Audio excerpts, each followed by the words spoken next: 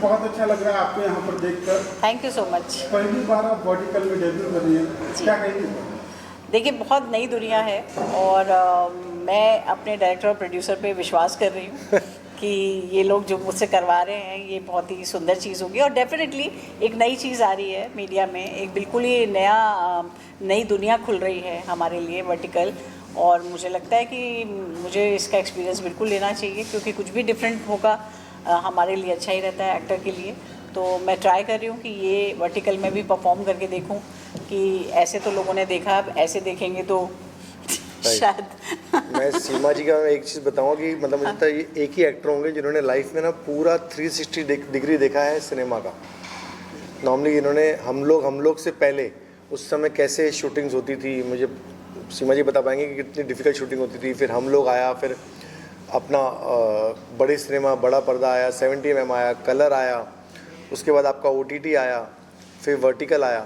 तो आप या तो ऐसे कहते हैं ना कि या तो आप मूवी ऐसे देखोगे या ऐसे देखोगे, आप मूवी ऐसे देखोगे या ऐसे देखोगे।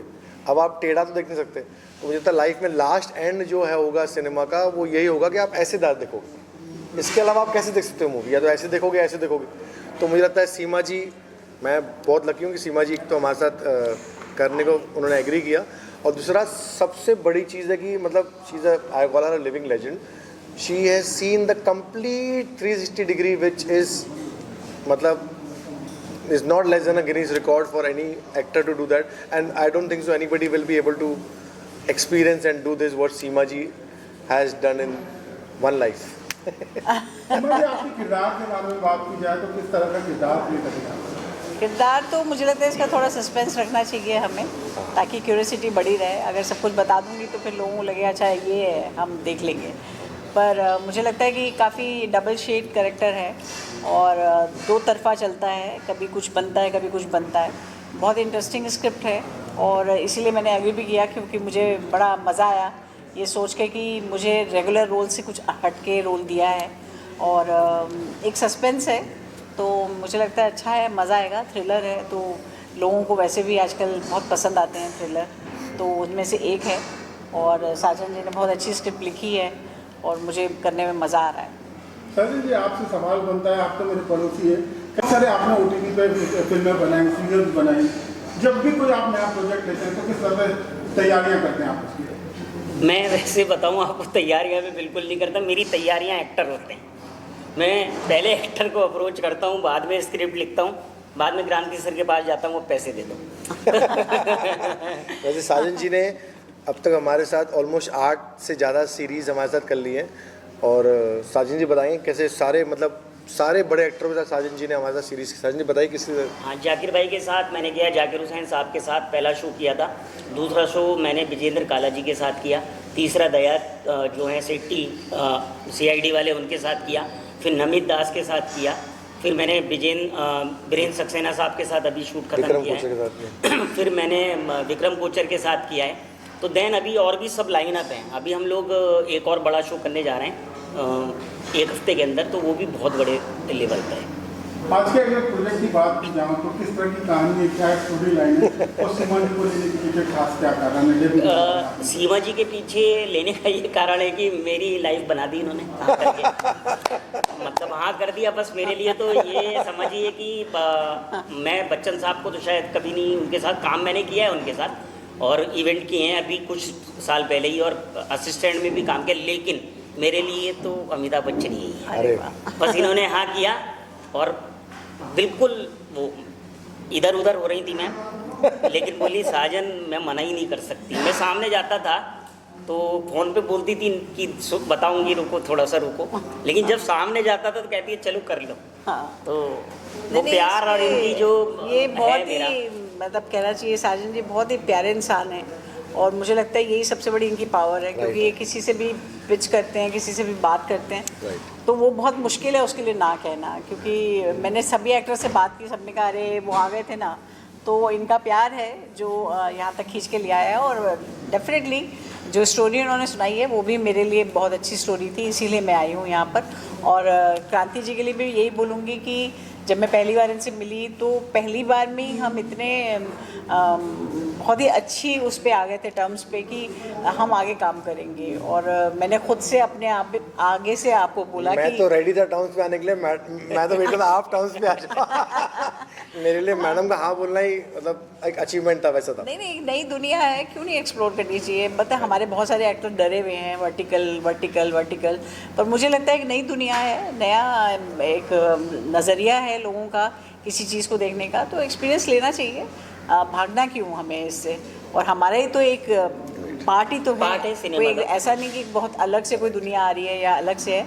हाँ, सब्जेक्ट अच्छे होने चाहिए डेफिनेटली, और बहुत Actor सुलझी हुई अच्छे चीज़ें होने होनी चाहिए, एक्टर अच्छे होने चाहिए और मेकिंग अच्छी होनी चाहिए। व्हाई नॉट, वर्टिकल क्यों नहीं करे। क्रांति जी, आपसे सवाल बनता है, लगभग 1 साल हो जाएंगे वर्टिकल को, हाँ जी। बहुत तेजी से कामयाबी मिल रही है, आप लोगों का भी बहुत बड़ा योगदान है। इस जर्नी को किस तरह से देखते हैं? शायद पैनोरामा के साथ भी आपको कुछ टाइप हुआ, उसके बारे में मुझे कुछ रोशनी डालिए। मतलब कुमार जी हमारे मेरे बहुत से दोस्त भी हैं, और मैं तो प्राउड फील करता हूँ कि पैनोरामा ने इनिशिएटिव लिया और हमारी कंपनी में इन्वेस्ट किया, और पैनोरामा एज ए पार्टनर आ गए हैं रॉकेट डील्स में। ये तो अनाउंसमेंट भी 3-4 दिन पहले आ गया था, तो वो हमारे लिए एक बड़ी चीज़ थी।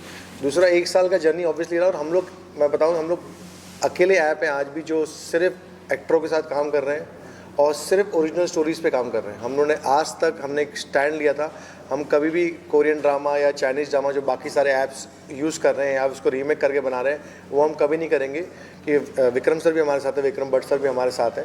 तो विक्रम भट्ट सर इनिशियली से जुड़े हुए हैं कंपनी के साथ, तो उन्होंने एक चीज़ कहा था, क्रांति हमारे देश में ना बहुत सारी स्टोरीज़ हैं यार, हमारे पास इतनी सारी स्टोरीज, हमारी कंट्री मानी जाती है स्टोरी टेलिंग के लिए।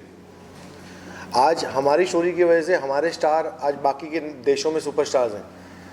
आज आप कोई भी पाकिस्तान चले जाओ, बांग्लादेश चले जाओ, गल्फ चले जाओ, कहीं भी चले जाओ, नेपाल चले जाओ, जो हमारे स्टार्स ना वहाँ पे सुपरस्टार्स का रीज़न है कि हमने उनको इतनी फीडिंग की, हमने इतनी स्टोरीज़ दी, इतनी अच्छी अच्छी कहानियाँ दी, यहाँ के एक्टर वहाँ के सुपरस्टार बन गए।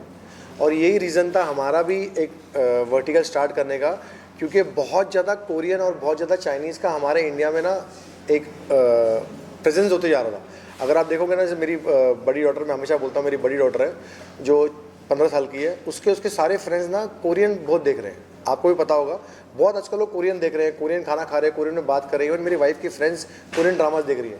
अब क्या हो रहा है ना, कैसा होता है ना, जैसे भी उस दिन हम रिसर्च करते थे, हम डिस्कस करते रहते हैं। अब एक पिक्चर आई थी धुरंधर, अक्षय खन्ना ने रोल किया उसमें। अक्षय खन्ना इस जनरेशन के लिए सबसे बड़ा स्टार हो गया, वो उसका स्टेप है, क्योंकि इस जनरेशन ने अक्षय खन्ना को कभी देखा ही नहीं पहले। ना उन्होंने उसकी दृश्यम देखी, ना उन्होंने उनकी सेक्शन 370 देखी, उन्होंने सिर्फ उसको इधर देखा।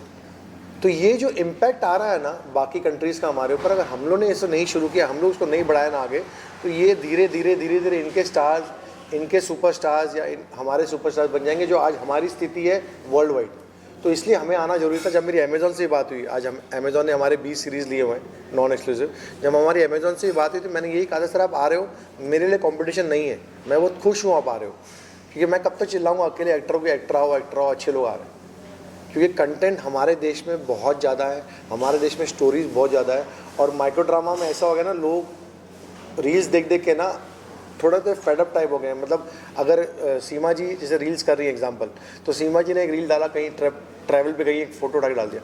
अब लोगों को वो उससे ना लोगों का ना डोपामाइन पूरा नहीं हो रहा, एक डोपामाइन है, अब वो 2 मिनट में उनका डोपामाइन खत्म हो जाता है। उनको चाहिए पूरी स्टोरी, सीमा जी के साथ वहाँ पे क्या हुआ, सीमा जी के साथ कोई घटना घटी, सीमा जी के साथ कोई गॉसिप हुआ, सीमा जी के साथ क्या हुआ, तो उन्हें पूरा का पूरा स्टोरी जानना है। जैसे फॉर एग्जाम्पल अगर आप, अभी हम बहुत सारी रियल स्टोरीज और रियल चीज़ों पे कर रहे हैं, अभी हम पोर्शे केस पे कर रहे हैं, हम सिया वाले केस पे कर रहे हैं, तो लोगों को ना जैसे पोर्शे केस में एक लड़के ने गाड़ी से उड़ा दिया, पुलिस ने अरेस्ट किया, बाप ने खून दिया, इतना पता है एग्जैक्टली हुआ क्या, उसके पीछे की स्टोरी क्या है, उनका मेंटेलिटी क्या चला, फैमिली में क्या ड्रामा हुआ, पुलिस में क्या ड्रामा हुआ, चीज़ें कहाँ तक पहुँची, ये सबको पूरा जानना है।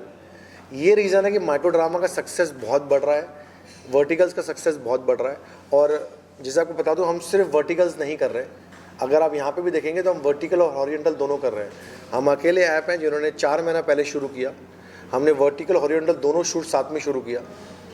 हाँ, और अभी तक हम करीब 30 सीरीज़ हॉरिजॉन्टल भी बना चुके हैं, ये हमारी 30वीं सीरीज़ है। आज हमारे 4 शूट चल रहे हैं साइमल्टेनियसली। हमारा यहाँ पे एक शूट चल रहा है, हमारा नासिक में एक शूट चल रहा है जहाँ पे अंकुश भट्ट सर शूट कर रहे हैं, हमारे इस समय मनाली में एक शूट चालू है, जहाँ पे अजीज़ कर रहा है। हमारी एक शूट अभी आज दहीसर में चालू है, जहाँ पे सोनू सूद सर के पार्टनर हैं अजय धामा, वो हमारे लिए प्रोड्यूस कर रहे हैं। तो हम आज 4 साइमल्टेनियसली शूट कर रहे हैं और चारों के चारों वर्टिकल और हॉरिजॉन्टल साथ में शूट हो रहे हैं। ऑब्वियसली ये हमारा सबसे बड़ा शूट है, मतलब हमारे तो सीरीज़ का, हमारे ऐप का वन ऑफ द सबसे टॉप 2 या टॉप 3 में ये सीरीज़ रहेगी, क्योंकि सीमा पावा जी है, तो इसमें तो कोई दो राय नहीं है। बट बाकी सारे शूट्स भी हमारे लिए बहुत इंपॉर्टेंट साइमल्टेनियसली चल रहे हैं। आपको देखना स्टार्ट किया है, तब से लेकर अब तक आप क्या देखोगे इंडस्ट्री में कितना चेंजेस आया मेकिंग को लेकर, टेक्नोलॉजी को लेकर, और एज ए एक्टर अब तक एक्टिंग करना और सबके साथ में कोप अप करना कितना हार्ड या कितना ईजी है, कितना चेंजेस आया? हाँ जी, ये सवाल ना बहुत इम्पोर्टेंट सवाल है, और स्पेशली मेरे लिए, इसलिए क्योंकि जब मैंने शुरू किया था 1968 में, तब रिकॉर्डिंग सिस्टम ही नहीं था टेलीविज़न में, लाइव टेलीकास्ट होता था। तो लाइव टेलीकास्ट में अगर आपसे गलती हुई तो गलती हुई, कट की कोई गुंजाइश नहीं थी। जैसे थिएटर है वैसे ही टेलीविज़न था। उसके बाद रिकॉर्डिंग सिस्टम आया, तो रिकॉर्डिंग सिस्टम में एक रील होती थी बड़ी वाली, उस रील में एडिटिंग नहीं होती थी। तो अगर आपने फर्स्ट सीन से शुरू किया और मान लीजिए आप 6ठे सीन में या 7वें सीन में कोई गलती करते हैं, तो आपको फिर से फर्स्ट सीन से शुरू करना पड़ेगा, क्योंकि एडिट नहीं कर सकते थे। तो बहुत टाइम जाता था, क्योंकि आपको रात भर बैठना पड़ता था। जब तक पूरा नाटक ओके नहीं हो जाएगा तब तक आपका पैकअप नहीं हो सकता था। तो हमें बहुत ज़्यादा बैठना पड़ता था। उसके अलावा फिर एडिटिंग आई तो सीन वाइज आई, कि एक सीन कर सकते हैं पूरा एक साथ, फिर कट करेंगे, फिर एक सीन कर सकते हैं, लेकिन बीच में नहीं कर सकते हैं। तो वो भी मैंने देखा है, उसमें भी मैंने काम किया है। और 3 कैमरा सेटअप से मैं शुरू हुई हूँ, और हमेशा 3 कैमरा सेटअप से ही हम लोग करते रहे हैं काम। हम लोग तक 3 कैमरा सेटअप था, स्टूडियो में सेट लगा था, आउटडोर करना बहुत मुश्किल था। जबकि हम लोग में हमारे 2-3 सॉन्ग पिक्चराइज हुए थे जो बाहर कुतुब मीनार वगैरह एरिया में गए थे। वो बहुत डिफ़िकल्ट हुआ था हमारे लिए, क्योंकि एक कैमरा बहुत ज़्यादा ना तो ट्रॉली पे जा सकता था, तो उसको सिर्फ जितना जूम कर सकते थे उतना ही जूम करते थे, जितना आप कर सकते थे कैप्चर। तो वो बहुत डिफ़िकल्टीज़ थी हमारे लिए, और शूटिंग हमारे लिए बहुत सीरियस मैटर था, इसलिए क्योंकि हमें उस तरफ की कोई बात नहीं पता चलती थी। हम एक्टर हैं तो हम इस तरफ ही हैं, हम उस तरफ नहीं जा सकते थे। हमें मॉनिटर पे देखना अलाउड नहीं था, क्योंकि मॉनिटर तो वैसे भी बहुत लेट आए, और मॉनिटर पे देखना अलाउड नहीं था। कैमरे में झांकना अलाउड नहीं था। अगर आप कैमरे में कोई भी एक्टर झांकता था तो उस पर फ़ाइन लगता था, और उसको सज़ा मिलती थी कि आपका काम नहीं है। अभी मैं देखती हूँ आज के युवा जितने भी एक्टर्स हैं जिनके साथ मैं आजकल काम कर रही हूँ, वो हर शॉट के बाद जाके खुद को देखते हैं मॉनिटर पे कि मैं कैसा लग रहा हूँ, मेरी लाइट चेंज करो, मेरा ये चिन्ह नहीं आ रहा, वो चिन्ह नहीं आ रहा। तो मुझे लगता है कि हम धीरे धीरे करते करते हम कहीं और चले गए हैं। हम सिर्फ टेक्निकल चीज़ों में ज़्यादा चले गए हैं, लेकिन एक्टर अपने ऊपर कितना ध्यान दे रहा है, अपनी परफॉर्मेंस पे कितना ध्यान दे रहा है, वो पीछे छूटता जा रहा है। क्योंकि हमारी हर शूटिंग से पहले 15 दिन 20 दिन की रिहर्सल होती थी। हम बिना रिहर्सल के कभी शूट के लिए नहीं जाते थे, लेकिन हमने रिहर्सल किया। हाँ, नहीं, पर वो एक तो रीडिंग है, बट मैं कह रही हूँ 15 दिन की रिहर्सल में आप यकीन मानिए कि कैमरामैन के साथ 3 दिन रिहर्सल होती थी। कैमरामैन हमें बताएगा कि वो क्या शूट करने वाला है, तो एक्टर को वो पता होता था कि मेरा कल क्या क्या शूट है, और मुझे किस कैमरे में क्लोजअप मिलने वाला है, किस कैमरे में मेरा 2 शॉट लगा है। तो हम लोगों की जो मतलब ट्रेनिंग ही एक तरह से हो गई। काम करते करते हम ट्रेंड हुए कि कैसे लाइट लेनी चाहिए फेस पे, कैसे कैमरा फेस करना चाहिए, ये हमें कोई सिखा नहीं रहा था, पर ड्यूरिंग द परफॉर्मेंसेस हम ये सीख रहे थे। पर आज मैं जब देखती हूँ, आज के युवा को देखती हूँ, आज की फिल्म इंडस्ट्री को देखती हूँ, तो मुझे लगता है कि इनको सब कुछ थाली में परोस के दिया जा रहा है। इतना आसान है कि आप एक डायलॉग का भी 6 टुकड़े कर सकते हैं। मतलब एक डायलॉग याद करना है की भी ज़रूरत नहीं है, आप इतना सा बोलिए फिर कट, फिर इतना सा बोलिए फिर कट, तो कितनी फैसिलिटीज़ मिल गई। लेकिन अगर उसके बाद भी अगर हम परफॉर्मेंसेस में कहीं पीछे जा रहे हैं तो ये बहुत दुख की बात है, क्योंकि अब हम बहुत ज़्यादा डिपेंड करने लगे हैं अपनी कैमरा टीम पे या अपने डायरेक्टर पे। मुझे लगता है एक्टर ने अपना काम बहुत कम कर दिया है। वो अभी सिर्फ सेहत बना रहा है, जिम जा रहा है, अपने आप को सुंदर बनाने की कोशिश कर रहा है, क्योंकि उसको लग रहा है बाकी काम तो वो लोग करा लेंगे। और हमारा ज़माना वो था कि हमें तो चेहरा देखने का मौका ही नहीं मिलता था। फिल्म देखते थे तब पता चलता था, ओ इतना लाउड मेकअप हो गया इसमें, अरे हम ऐसे लग रहे हैं, अरे वो दुपट्टा मेरा ऐसा था, हमें पता ही नहीं है। लेकिन अब हर मिनट में हमारे पास एक वो है। तो मुझे लगता है चीज़ें अब शायद टेक्निकल चीज़ें हमें ज़्यादा अच्छी मिलती हैं, पर परफॉर्मेंसेस में थोड़ा सा मतलब कहना चाहिए कि काम चोरी हो गई है। पहले वो मेहनत बहुत थी, उसके साथ टेक्नोलॉजी के साथ हमें एडजस्ट करना पड़ता था। तो दुनिया बहुत अलग घूम के आई है और मैं बहुत लकी हूँ कि मैं 1968 से आज तक यहाँ तक आ गई हूँ। और अभी जैसा कि क्रांति ने कहा कि हम लोग वर्टिकल में भी आ गई हूँ, जो कि अभी लेटेस्ट है एकदम। तो मुझे बहुत अच्छा लगता है क्योंकि थिएटर में भी मैंने यही एक्सपीरियंस लिया। मैंने नौटंकी की, मैंने रामलीलाएँ की, मैंने स्ट्रीट थिएटर किया, मैंने नौचंदी के मेले पे भी नाटक किया। तो हर तरह की चीज़ को मैंने एक्सपीरियंस लिया है और सच में मैं बहुत लकी हूँ कि मैंने किसी भी फॉर्म को नहीं छोड़ा है, चाहे वो एडवर्टाइजमेंट थे उनको नहीं छोड़ा, फिल्मों को नहीं छोड़ा, टेलीविज़न को नहीं, सैटेलाइट नहीं।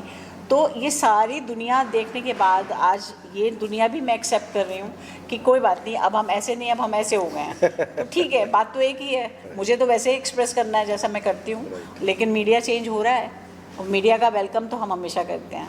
सिनेमा को बड़े पर्दे पर ही देखना पसंद करते थे, फिर आया दौर टीवी का, अब मोबाइल पर।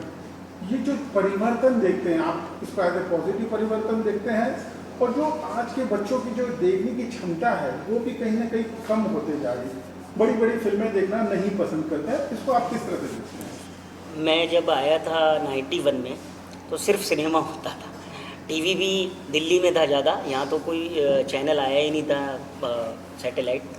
तो मैंने वो सिनेमा देखा, लेकिन मैम ने जैसा बोला कि समय के साथ बदलना पड़ता है। जो लोग नहीं बदले, जिन लोगों ने टेक्निक नहीं समझी, वो लोग आज हैं नहीं, बड़े बड़े डायरेक्टर, बड़े बड़े लोग आउट हो गए। लेकिन मेरा मानना तो यही है कि समय के साथ बदलिए, बदलेंगे। आज जब बच्चे मोबाइल देखना पसंद कर रहे हैं तो हमारा काम है कि उनको मोबाइल ही दिखाएं, ना कि हम बोलें कि तुम कुछ और देखो। नहीं, पर मुझे ऐसा लगता है कि मतलब मैं सिर्फ ये बात इसमें ऐड कर रही हूँ आपकी बात पे, कि मुझे ऐसा लगता है कि हर चीज़ का स्वाद जो है ना वो मिलना चाहिए। मतलब ऐसा नहीं कि अब मैंने पिज़्ज़ा मंगा लिया तो मैं माँ के हाथ का पराठा खाना बंद कर दूँ।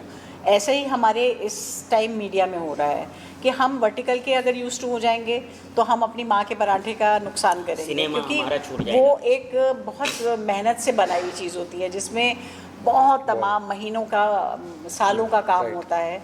तो मुझे लगता है सबको अपने अपने हिसाब से इज्जत मिलनी चाहिए, जैसा जैसा काम है वैसे वैसे इज्जत उसे मिलनी चाहिए। वर्टिकल एक अलग एक क्रांति है, सॉरी क्रांति है तो लेकिन फिल्म जो है वो उसको अपनी इज्जत ज़रूर मिलनी चाहिए। और उसका स्वाद अलग है कि आप 3 घंटे बैठ के या 2 घंटे बैठ के कंटिन्यू एक फिल्म देखते हैं और थिएटर में जाके देखते हैं, ये और भी ज़्यादा अच्छा एक्सपीरियंस है। उसकी एक और वजह है, आप कहेंगे कि अब महंगा हो गया है, अब टिकट जितनी एक्सपेंसिव मिलती है कोई जाना नहीं चाहता, पर मुझे लगता है कि बहुत अच्छा एक फैमिली गेट टुगेदर होता है पिक्चरें देखना। आप घर में बैठ के जैसे देखते हैं वैसे एक बाहर जाते हैं, आप अपने पूरे परिवार के साथ जाते हैं। अब भगवान करे और हमारी गवर्नमेंट ऐसा करे कि कुछ चीज़ें सस्ती कर दे ताकि लोग ज़्यादा से ज़्यादा जा सकें और सिनेमाओं में पैसे थोड़े घटा दें ताकि आम ऑडियंस वहाँ तक पहुँच सके। लेकिन वो बड़ा सुंदर मेला है, मतलब एक पूरी वो होता है ना कि हस्बैंड ने कहा चल रहे हो, हाँ चल रहे हैं, बच्चों ने कहा चल रहे हो, चलो चलो, फिर सब तैयार हुए, फिर किसी गाड़ी में बैठ के वहाँ तक पहुँचे, फिर टिकट खरीदा।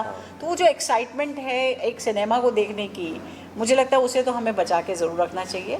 हाँ, डेफिनेटली ये इजी वे है, आपने कभी भी मोबाइल खोला और आपने एक छोटी सी फिल्म देख ली, वेरी गुड, हम आगे ही बढ़ेंगे, लेकिन उसको भूलना नहीं चाहिए। सिनेमा है, सिनेमा है, अपना एक चार्म है, बिल्कुल। और जैसे मैम ने सही बात कही कि आज पहले हमारे ज़माने में गार्डन हुआ करता था, हम गार्डन में चले जाए, कहीं चले जाए, आज सिर्फ मॉल बचे हैं।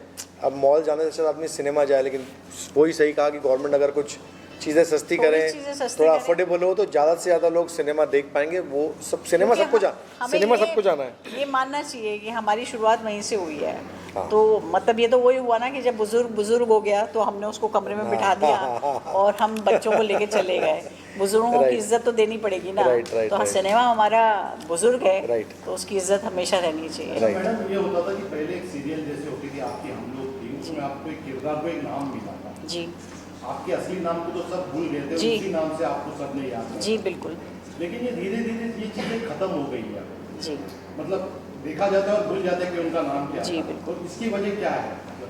वजह एक तो मैं कहूँगी कि वो इम्पैक्ट शायद ख़त्म हो रहा है और बहुत सारी चीज़ें मिल गई हैं, बहुत सारी, मतलब इतनी सारी चीज़ें हैं कि आप मोबाइल पे भी देख सकते हैं, आप टीवी पे देख सकते हैं, आप चैनल चेंज कर सकते हैं। तो अभी का बच्चा भी या हमारी सोसाइटी भी अगर हम कह लें तो जैसे हम कंफ्यूज हो रहे हैं कि अभी हमें खाना क्या है हमें यही नहीं पता होता, तो वैसे ही हम धीरे धीरे हमारी पूरी सोसाइटी कंफ्यूज होती चली जा रही है। पहले क्या था, चीज़ें मिलती थी और बहुत कीमती होती थी, तो सबका ध्यान उस तरफ होता था कि यार वो मिस नहीं होना चाहिए।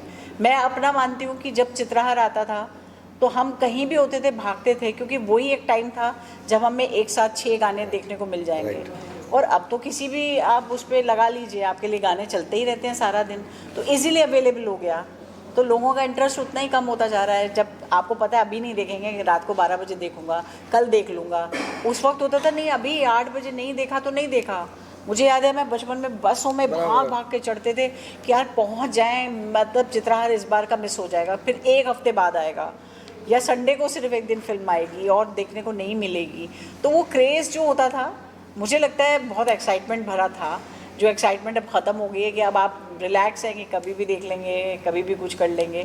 तो हर एक चीज़ की अपनी अपनी फ़ायदे और नुकसान हैं। अब इजी हो गया, मेरी जैसे सास हैं जिनको फिल्म देखने का बहुत शौक़ है, और वो पहले बताती थी कि वो बड़ी मुश्किल से जा पाती थी, और वो लेटे लेटे सोचती थी कि कभी ऐसा ज़माना आ जाए कि बस मैं कहूँ और पिक्चर आ जाए। और आज वो कहती है कि वो तो आ भी गया, वो ज़माना तो आ गया, इसकी तो मैंने सिर्फ कल्पना की थी, लेकिन आज मैं जो भी जब भी चाहूँ मैं देख सकती हूँ। हमने कहा हाँ आ गया ज़माना, तो चीज़ें अच्छे के लिए भी हुई हैं और कुछ चीज़ें हमने खोई भी हैं उससे। फिल्में बहुत ज़्यादा बनने लगी है, जो एस्टैब्लिश आर्टिस्ट हैं उसको उनको फिर भी काम नहीं मिला, क्योंकि उनके रेट्स बहुत ज़्यादा होते हैं। अगर वर्टिकल की बात की जाए तो यहाँ पे तो और भी बाढ़ आ गई, आप खुद ही इतने सारे शोज बनाते हैं, इतनी सारी फिल्में बनाते हैं उसके लिए। तो जो नया टैलेंट है उसके कारण आपको लगता है कहीं ना कहीं जो दिग्गज कलाकार है वो सफ़र कर रहे हैं, क्योंकि नया टैलेंट तो बहुत आसानी से मिल जाता है। नहीं, ये गलत है। सीमा जी के लिए 6 महीने से मेहनत की है मैंने। जो एक्टर है उसको कभी आप बीट नहीं कर सकते। और मेरा मानना ये है, जो क्रांति सर भी जानते हैं कि साजन ले आता है एक्टरों को, एक्टर हैं तभी रील देखी जाएगी आने वाले टाइम में। ये सिनेमा का रूप ले रहा है मोबाइल, और एक्टर होंगे तो ही रुकेंगे लोग। इसलिए हम लोग बिल्कुल फ्रेश कहानियाँ, अच्छे एक्टर, इसके अंदर 14-15 एक्टर हैं जो सब नोन हैं। साजिया सिद्दीकी हैं, आपके हेमंत पांडे हैं, नासिर अब्दुल्ला हैं, इसके अंदर करिश्मा शर्मा जो आज की सेंसेशन है, विशाल मल्होत्रा हैं, मतलब सारे बड़े एक्टर हैं। तो ऐसा नहीं है, बड़े एक्टरों के साथ ही करता हूँ, क्योंकि मुझे पता है ये देखा यही जाने वाला है, वरना हम कुछ छोड़ के सब छोड़ के थोड़ी ना ये शो बनाते। क्रांति सर बना रहे हैं बड़े शो, और खूब बढ़िया से अभी हम लोगों ने 4 महीने में कहाँ से कहाँ हम लोग पहुँचे, क्योंकि डेडिकेशन है क्रांति सर का। और हम लोग तो चलिए काम कर रहे हैं, और जो माता रानी की कृपा से जो भी संबंध बने थे इन 30-35 सालों में वो काम आ रहे हैं। लेकिन इतने काम के लिए भी आप देख रहे होंगे कुक्कू, ये कितने बड़े हो गए, लेकिन कहीं कोई एक्टर नहीं है।